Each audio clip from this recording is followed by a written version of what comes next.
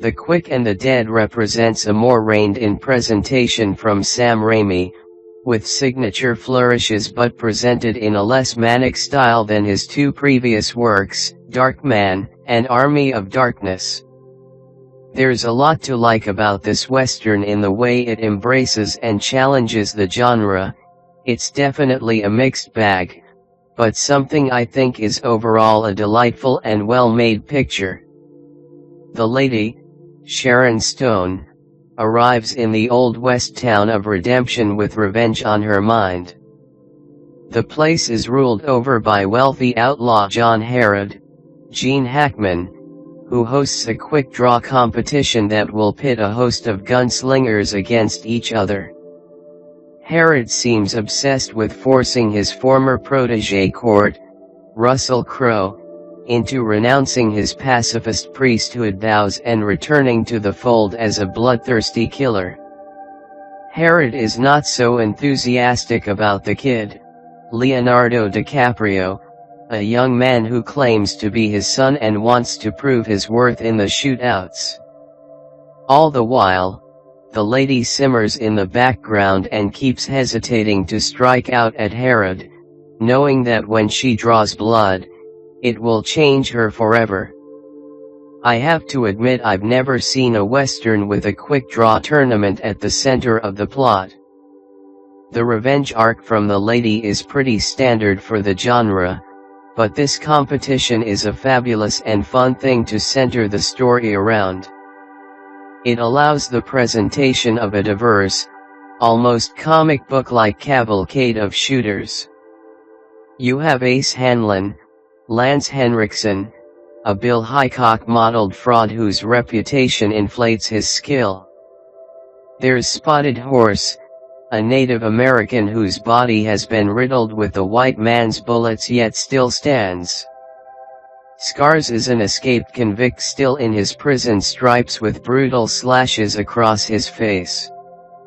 Sergeant Cantrell, Keith David, is a war hero turned gun for hire brought to town by the Mexican citizens who want Herod's reign ended. There's a beautiful cheesiness that Sam Raimi handles so well. Rounding this out, you have fantastic character actors like Pat Hingle as the tavern owner, Roberts Blossom as the doctor, and even the great Western vet Woody Strode is in his final performance. You can tell Raimi loves Westerns, and I don't think he's ever made a picture that hasn't come from his heart. There are nods to classic entries into the genre like High Noon and John Ford and Sergio Leone's work. The issue that holds The Quick and the Dead back from being a fantastic movie is the lack of focus on a tone. There are moments of absurd comedy but then grim and dark sequences. I couldn't quite get a handle on what kind of a movie Raimi was making.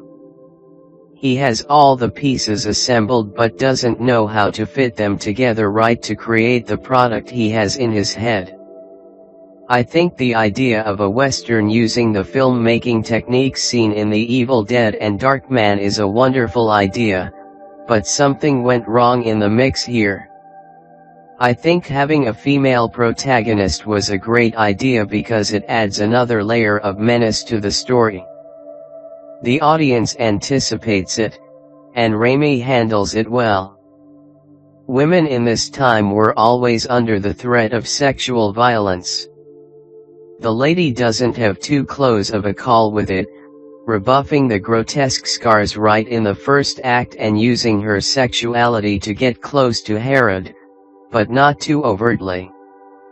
Her main encounter with this element of Old West life is through Katie, the tavern keeper's daughter, who is being coerced into sex work by Dredd, one of the town's many unsavory characters. The film is not saying sex work is wrong, but that people like Dredd manufacture the consent of underage people to use them, not to empower them. This whole side plot never takes up much of the screen time, but I'm glad the lady's identity as a woman played a role in the story, It wasn't merely casting a female actor in a male role. The Quick and the Dead is definitely a funny, reasonably breezy watch. If you love Raimi's style, then I suspect you'll like this one too. It's a surprisingly overlooked entry in his filmography.